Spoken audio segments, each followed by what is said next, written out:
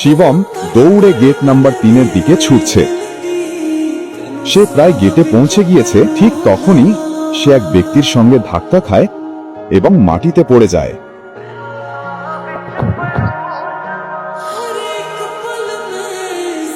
Sir, আপনি ঠিক আছেন? তুমি কি অন্ধ? এটা এয়ারপোর্ট, কোনো কলোনির পার্ক নয়।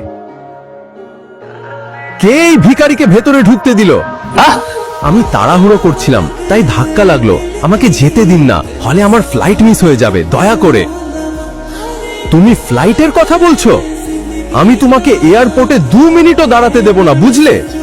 তুমি জানো না কার সঙ্গে ধাক্কা খেয়েছো? তুমি আমার বসের সঙ্গে ধাক্কা খেয়েছো।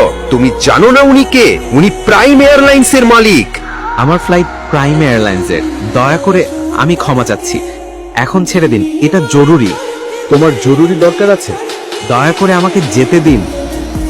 Ticket ticket. এই, আমি দেখব কিভাবে তোমার মতো ভিখারি আমার এয়ারলাইনের ফ্লাইটে ওঠে, বুঝলে? Ticket ticket. এর টিকিট ছিঁড়ে ফেলো।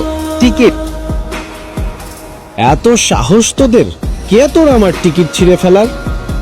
শুধু একটা এয়ারলাইনের মালিক হয়ে নিজেকে রাজা ভাবছিস? আগামী 10 মিনিটে আমি তোকে শেষ করে দেব, বুঝেছিস? এই ছেলে আমাকে 10 মিনিটে শেষ করে দেবে? তোর খুব অহংকার, তাই না?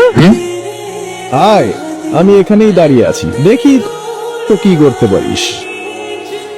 এরকম অনেককে দেখেছি আমি।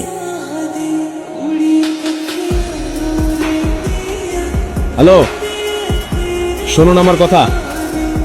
ইয়াং মাস্টার, এই পাশে।